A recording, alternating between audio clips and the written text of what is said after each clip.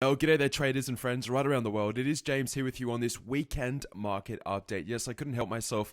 What I have just done, I've just recorded that pro analysis workshop class. It did last just over 80 minutes this weekend. And what we did in that analysis class was break down the three US markets, get a really good understanding of what is actually occurring. Why on earth did this market sell off for 4 consecutive days, Tuesday throughout Friday?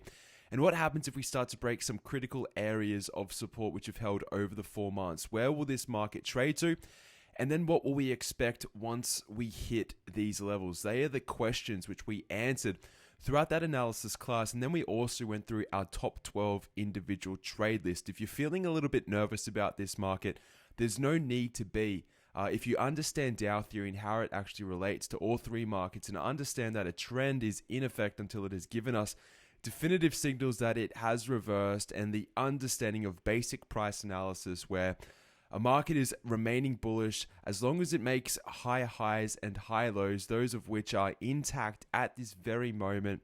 There's not a whole lot to worry about. However, if we start to see some other critical areas of support fail and we see a couple of 1, 2, 3 patterns begin to play out and also set up, then of course we are going to have a much more important and sincere discussion on where this market is moving towards for the remainder of 2015 and 2016. Right now, speaking in very general terms, we're at critical areas on the chart where it can really go either one of two ways. Obviously, the bullish or the market itself can either break out bullishly or bearishly, but we're at that pivot point. We're at that very important area on the chart where traders and investors need to make up their decision as to the direction, the long-term primary, and also the intermediate direction of this market. Now, again, we've walked through a lot of what-if scenarios based on Dow theory and just some price action details upon which are going to play out over the next couple of weeks and also months. So I wanted to say, for those of you who listen to me on YouTube, if you wanted to get into that class and have a look, go through the analysis, I'd really recommend you to follow the link below in the comment section, have a look, subscribe. If you don't enjoy the class, I can always refund you immediately, but I find it that with the majority of people who do join this class, they understand and they at least learn a lot of new education when it comes to technical trading and how to break down these markets on a swing trading time frame. Outside of that, last week, 9 of our top 12 individual trades or shares which we follow have actually reported earnings. We only have Baidu, Chevron, and Tesla. Baidu and Chevron are reporting this week. Tesla isn't till the 5th of August, so we've pretty much navigated our way throughout earnings. Outside of that, we do have a couple of great trades. I won't go into detail on what those trades or those individual trades are, but there is a lot of bifurcated and mixed signals across all three of the markets. I've been very vocal across all three of the markets. First of all, wanting to see a legitimate confirmation, again, a tenet of Dow theory.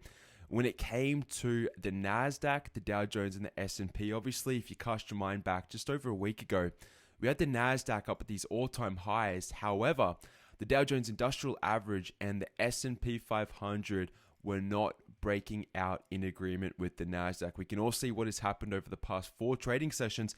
And when we start to break this down, this is a little bit of a bonus part of analysis, at least, is that this pattern, which has been in effect since October, November 2014, is really starting to look a lot more sinister. I mean, that's just being very honest and sincere about the overall market structure. It really looks as though this is on a weekly candlestick time frame right now, is that this is some form of a potential left shoulder.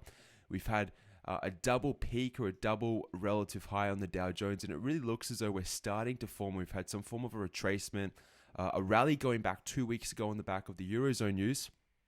But most recently, anyway, that news has been sold, and it looks as though potentially we're setting up some form of a right shoulder. Now, none of this is proven true. Again, we always wait for price confirmation above or below, critical areas on the chart itself. Right now, it's some form of a hypothesis. We'll see how it plays out, but there are definitely some quite severe warning signals starting to flash more frequently.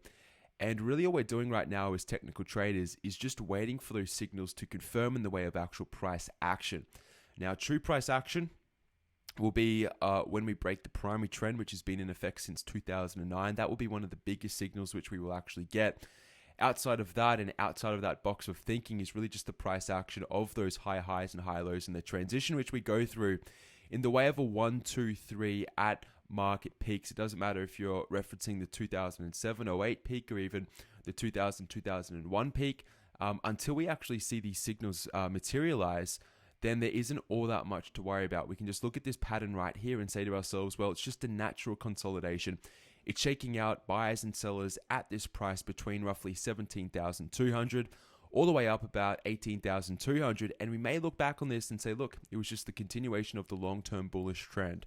But during this time, definitely you need to think about what could happen if certain levels begin to fail. And if last week is any forecast of where we're heading, at least for the next 2 weeks, and then what will happen if we get to these lower levels and these types of questions. If you're looking for answers, again, I'd really encourage you to have a look at that pro analysis class. Outside of that, we also cover Apple, Amazon, Boeing Airlines, Baidu, Caterpillar.